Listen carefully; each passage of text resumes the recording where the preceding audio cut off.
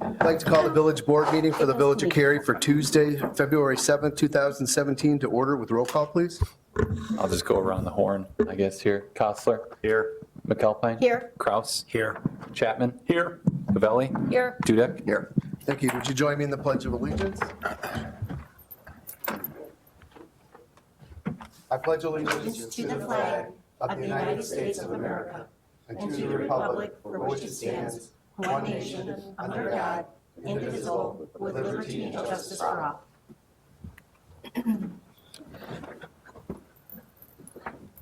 Oops. Thank you. We'll now move to the public comment section where anybody here, I think everybody's here for a particular reason, so we'll go ahead and close public comments. If you had an opportunity to review the minutes from the January 17, 2017 Committee of the Whole, are there any comments, edits? None said, that'll be on the consent agenda. And the same for the village board meeting minutes for January 17th. Any comments, edits, changes? Thank you. Moving to an update on the Student Government Day. Are you going to hit that up, Jake? Yeah. Norm, if you wanted to step up here. This was our second annual Student Government Day that I believe we held here, and Mr. Norm Ball and Trustee Chapman helped to spearhead the event. We had another successful event here. Thank you know, you, it's an opportunity for our local high schoolers to come and get a taste of what goes on here in the Village of Cary and throughout the various departments. So appreciate Norm's time in helping to put this together, and the folks from the Cary Grove High School too, as they were also supportive members, and obviously Trustee Chapman's time as well. So I'll turn it over to Norm to kind of give an overview of what folks were able to learn here while they were at the Village of Cary. Okay, thank you very much. First of all, a 30-second commercial. The Lions Club International is the largest service club in the world today. It was started in 1917 by a businessman by the name of Melvin Jones. And so, being 1917, it celebrates its 100th year this summer. And of the 196 countries involved, the celebration will be in Chicago. Oh, awesome. It was originally started in Chicago and the international headquarters in Oak Brook, so forth. So much for the commercial. I want to thank the village in particular for all of the help in putting together a very successful Student Government Day the last 2 years. This is kind of an overview. I figured everybody was short of paperwork around here, so I brought in some paperwork. But we had a function for the high school responsibility and the village's what they want to do. They all agreed to it before, and we were fantastically surprised and happy at how thorough the village did. It was a very successful thing. The purpose of the day is not to promote the village, not to promote the Lions Club, not to promote the schools, for the students. And hopefully picking some leadership that will go on and get a little taste of how government works and so forth. And we were most satisfied with how they received it. Their teachers would be envious of how tension they were all day. They watched everything, so forth. So it was because of the police chief and the other leaders that give them the tour in the morning.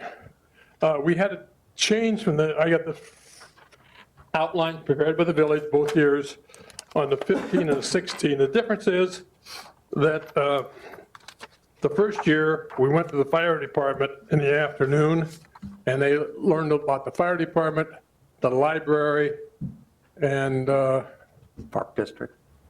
what? Yeah. Park District. Park District, exactly. We were trying to get them involved with a meeting as a trustees themselves. And that, because you're so busy on the nights, it was kind of hard to integrate that in an evening thing. So we tried it. We eliminated the second year, the second half of at the fire department, and just had them have their own meeting. And it was okay. It's up to between the school and the village how we're going to do it next year. But I guess I go back to when I did this year, or was involved in this years ago, and we had a meeting where the village normally met at 7:30. So we had the students go in at 7 o'clock and have their own meeting, and their parents could come, and it was one of the highlights of it. That's a little awkward here, but the other good news is how well it was done with the village and how thorough, starting with the finances to everything, all the functions. So that's where we are, and we certainly hope this is an annual event. We certainly plan to be involved again next year. So, questions? No, it was a good event. The kids were really in tune. They were, and the mayor was there both years, spearheaded the thing and helped them, was the captain of the whole team, so. Any other questions? Thank you. Thanks. Thank you. Thanks so much. Thanks, Norm. Did you have any follow-up on that? No, the only thing I want to say is that I was so impressed with all of these kids asking all of the questions. It was phenomenal. They were a little bit tired out, after the pizza lunch. It was, but we kept them here, and I mean, they were on point. They know everything that's going on in the village at 14, 15, 16 years old. So we've got some good kids coming up. So thanks again. And Jacob. Maybe we'll do something not so heavy, I guess, next year. Yeah. Salad lunch, right? Yeah, and and this is the salad. first annual, by the way. Second Second annual. year, first annual, right? No. Whatever. Yeah.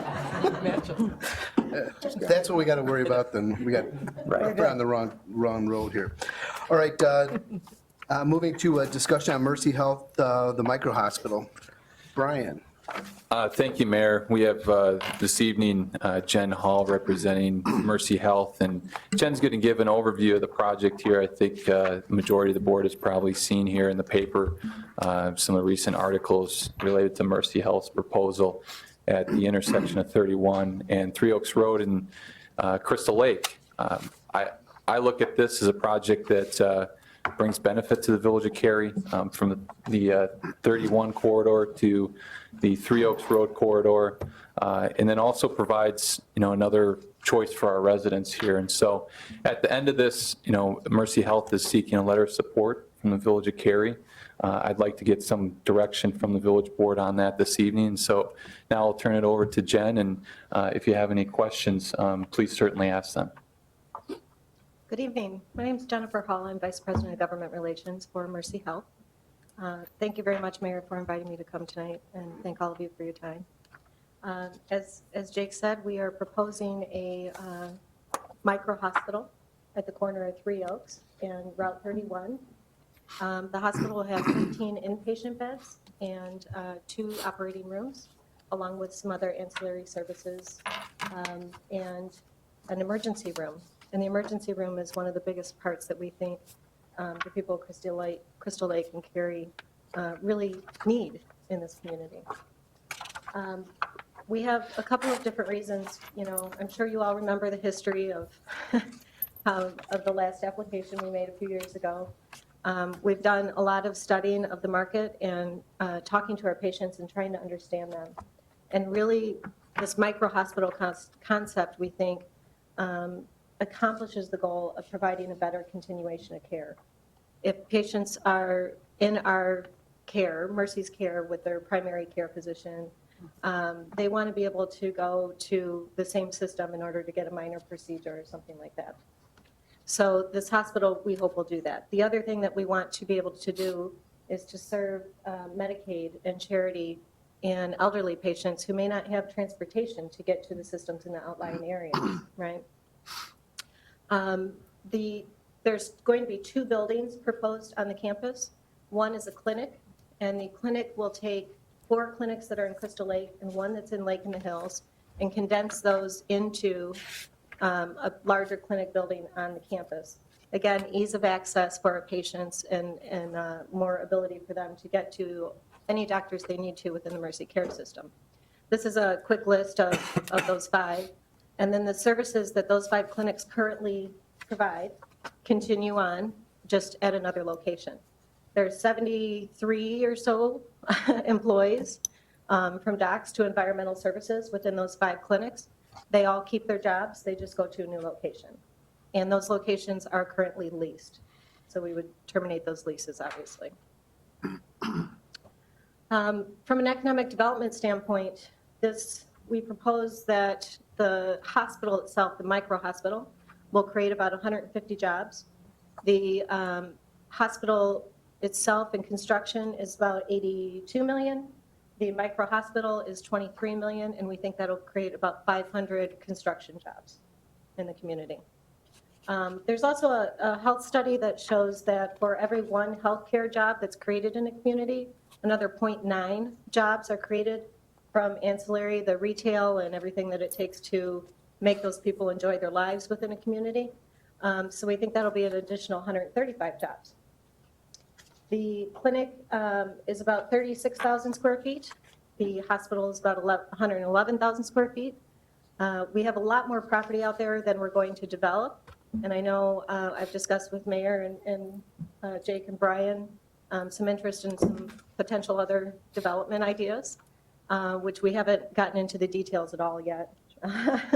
We're nowhere near that. We still have to go through the state approval process, but we're certainly open to those conversations and the Village of Cary's interest in that.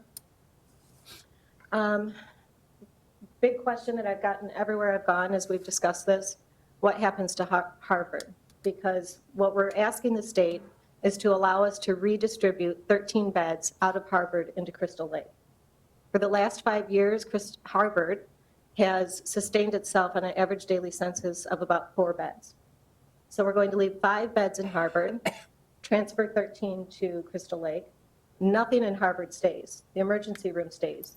The skilled nursing stays. All of the people who have jobs in Harvard keep their jobs. Absolutely nothing changes there. They've been operating on this model for the last 5 years. Okay.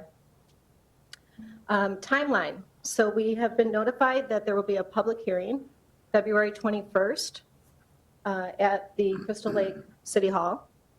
At 10:45, they will hear comments on the clinic building. They do them separately.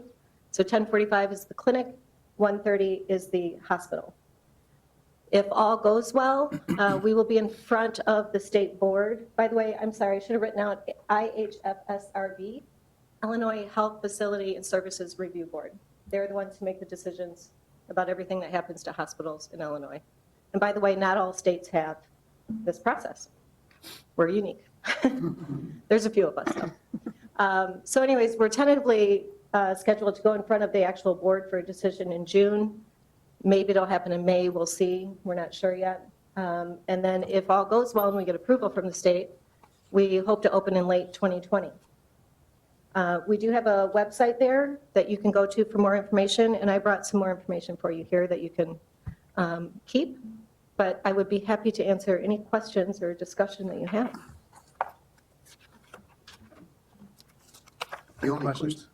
the only question I had is, it looks like you've got plenty, but, at some point in time, Three Oaks Road is going to be widened, I'm sure. I don't know if it's a year, 2 years, or 22 years. And I was just curious if in your design, you've got it where it wouldn't ruin everything that you're going to do here, and you'll still be able to accommodate the proper in and out access and all. Right. If we get approved by the state, we certainly will get into those detailed conversations with the city of Crystal Lake. Like I said, I know the mayor has some ideas about things he'd like to see happen on Three Oaks, and I'm sure IDOT will have a few things to say about Route 31.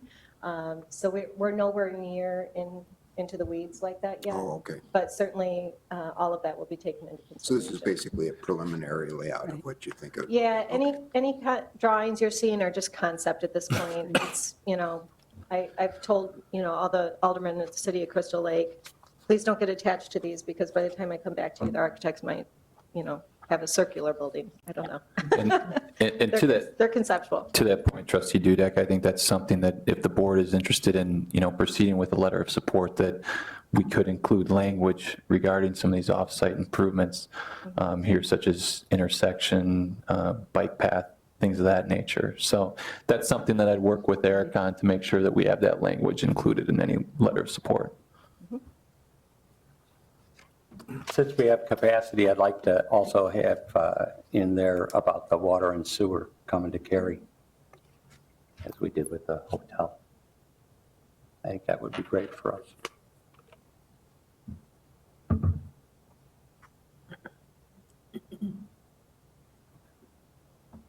The water and sewer from the hotel company? From Oh, from them, yeah. No. From us. I don't know the feasibility of that. You know, Isn't it true we got a hotel? you know, Don't we have Crystal Lake Holiday Inn, doesn't? no, I I'm don't not, think so, no, I'm no. not aware of that, no. You know, we can look at anything as a part Okay. of this, but I don't think that that's feasible, but I'll Yeah. talk to Eric related to that. Okay, I wouldn't have brought it up if I had, yeah, I thought that we had the Holiday Inn. No. Would be nice. Yep. Jake, this is new, you know, this was just sitting here, so is this part of the requirements? Yeah, I should have mentioned that earlier.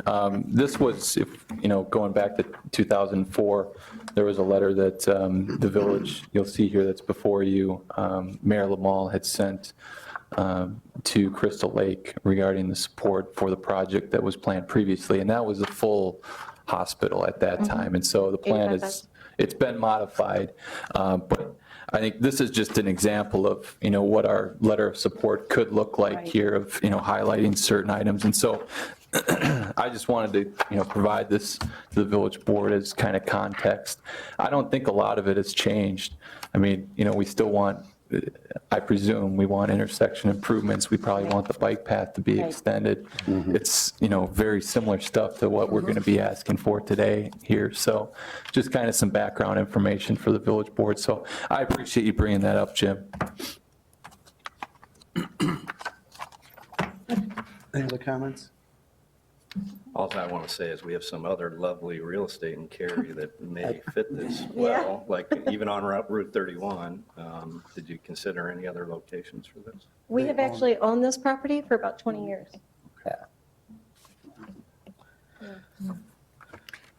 I think it's kind of the wave of the future with some of this, so I can see this coming to play, because you do see them going around all over the place. Right.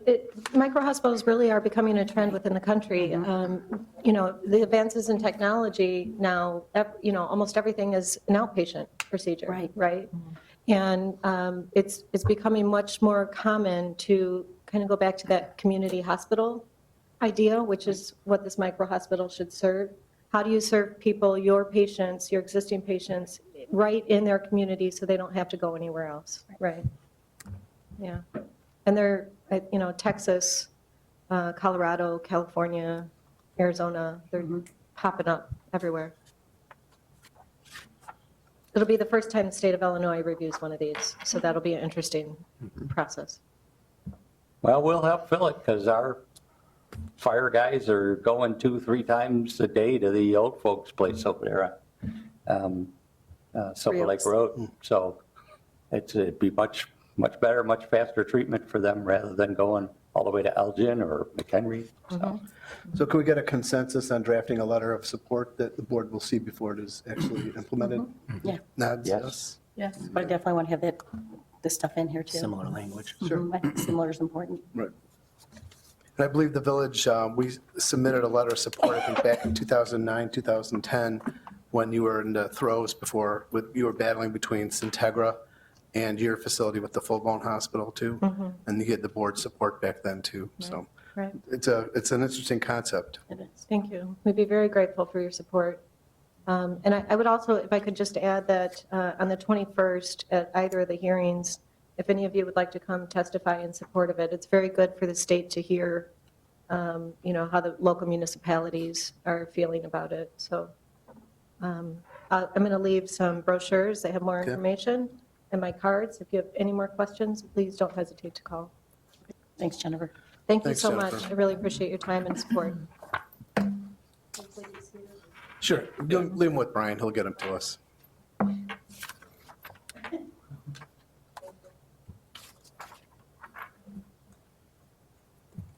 Thank you. Now, we have an update from trustee Chapman on an NIU participatory budgeting seminar. just a quick update. So from time to time, and I'm sure you see it in advertisements, NIU has a government center and they offer different training program. So they offered something that was close to my heart, and that was participatory budgeting. And it was framed as, these will be the ideas to help you get your residents to where you can communicate with them. Everybody that went there that day after the class was over said this was not what I was expecting. Some of the folks from DeKalb, their whole finance department was there, and they thought it was going to help them, learn better how to make a better budget. It wasn't about that, and it wasn't so much directly about how to get the people there when we're talking about the budget.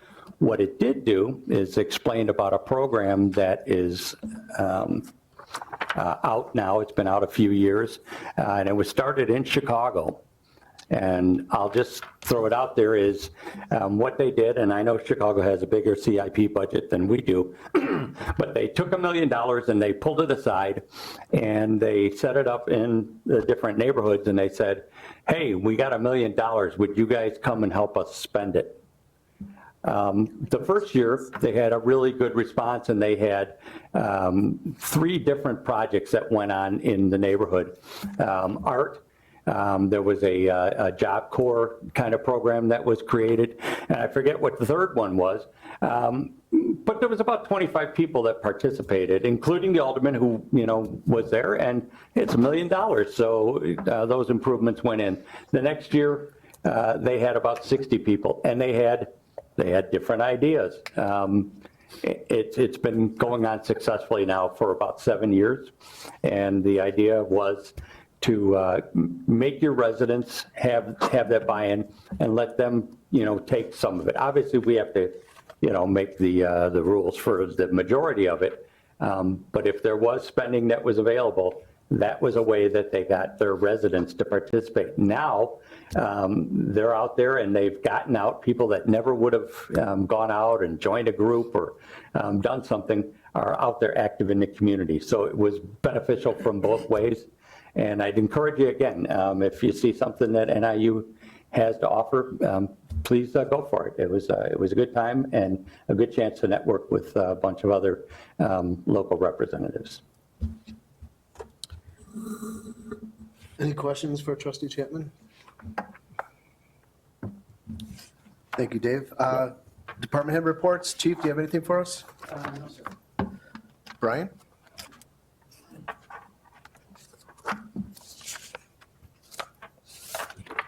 Just a couple of real quick things to identify here. As the board is aware, the Kids Are Kids facility is under construction on Crystal Lake Road. They will be having a groundbreaking ceremony to kind of spearhead the project from that standpoint next Friday, February 17th at 10 a.m. If any of the board members would like to attend, if you want to let me know if they would be able to attend that, I'll be more than happy to give your information to them so they know how many individuals will be there from the village. Staff will be there as well to assist with the ceremonies from that standpoint. Also, today, an email blast went out from the Chicago Metropolitan Agency for Planning, or CMAP, for a public open house that'll be held in Village Hall in early March. CMAP is working with the county on a corridor plan for the Fox River corridor, basically from that ends or begins at the Cary-Algonquin border and going north up towards Island Lake.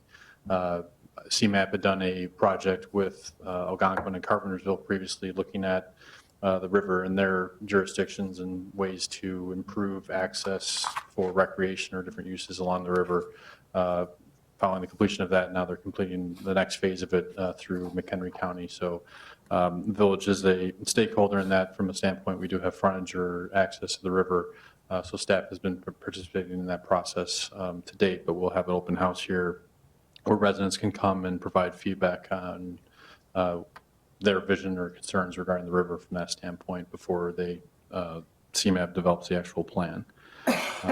Also, finally, just to give an update on the Unified Development Ordinance, we're continuing to work with our consultant on the updates to our code, working with them to schedule a date where we might be able to have a joint meeting with the village board and zoning board, possibly in late March, to review what the proposed modifications or high-level proposal for modifications won't actually be the text of the code at that point, but they're given a vision for feedback they received from both the public and boards up to date, and then basically giving them the green light at that meeting to go forward with actually drafting codes and going forward public hearings this year with those modifications. So we're working to finalize that date, but it might be end of March at this point for discussion. Brent, I didn't have any questions about that, but speaking of open houses, do you think you can arrange an open house for the board through Garden Place to get a tour through there and maybe even having a community-wide open house there? The developer was looking at doing, I know originally discussed when the project was completed, that they would have an open house for the community to come out. They'd be open to as well if the trustee wanted to tour the facility, that they could do so. I could schedule something with that if you have a date or time you'd be interested in. I can arrange to have the trustees out there, but I know their plan was when everything was done, landscaping and project completed, that they would have an open house for the community to come out and view the project from that standpoint. And what is the timetable on that right now? They're looking, they've actually started moving individuals into the development this past weekend. A couple of residents moved in, and they will be, every 2 weeks, we'll have one of the buildings coming online. So by the end of April, I believe is the time period they're looking to have all buildings complete and individuals moved in. And then there might be some leftover landscaping items that be completed on the site when weather permits. Do you know if they've fully rented all the places and are just waiting to finish them out? They have applications for all the units. They're still reviewing the tail end applications, but they do have a waiting list that's been developed now based off the individuals that have been approved to move in, and then the applications they're currently reviewing. Okay, thank you. They've done a nice job. I mean, I've, had an opportunity to go, in the buildings and, and understand that there's viewpoints on both sides of the project. But, in looking at the facility on the inside, it's nice. The apartments are very nicely done, so. All right. I just had one other update, I guess, since we have some time here too. Department heads have submitted their budget requests here for our general fund budget for fiscal year 17-18. Currently looking at that information right now and working with our finance department. We've got a deficit of about $350,000 approximately. So that's something that I'm going to be working on here over the next couple of weeks of making cuts, and they're not easy. It's tough decisions. Tough decisions are going to have to be made here, but I plan to bring the village board a balanced budget, general fund on March 11th, and so look forward to that meeting here. Thank you, Jake. Jake, just one question about that, Jake. Does the deficit, is that due to the pullback in funding from the state? Is that a part of it or not? No, I mean, there's a, minor reduction in the income tax, but most part is, we see, the costs continue to go up as far as, payments to the police pension. We have, contracts for our union folks that, go up. That's the nature of it. And our revenues, they're flat. And it is what it is. So we're at the bone right now, and we're going to have to get closer to the bone. Okay. So it could potentially be worse, is what we're saying, than 350. Well, any deficit is not good. 350 is 350. And so, I'll be working to, make that balanced when I bring it here to the board on the 11th of March. Is it true that we're stripping $2 million out from Meyer that we won't have next year? Is that right? Well, the Meyer material money never went to fund our general fund. So that Meyer material money was going towards vehicle and equipment and other special projects. So we are losing the Meyer material money, which is going to be part of our discussion here on February 21st about our capital projects, vehicle and equipment fund, infrastructure. Without that money, what are going to be our revenue sources to fill that gap? Well, typically speaking around this time, the staff does identify that there are shortfalls, and that's when, because everybody throws in their wish list and what they want, and so there's some pulling and cutting that would, get us in alignment. We've never gone into our budget cycle with, a deficit. Staff always does a great job in making sure that we're at a balanced budget with this. I'm sure this board will agree that's the ultimate goal. I would add, yeah, the wish list, but the wish list is limited. Staff has done a great job right now of not really bringing anything with a lot of frills on it. So there's a very limited wish list that we have. Anything else? I'll entertain a motion to adjourn. So moved. Second. All in favor? Aye. Opposed? Thank you.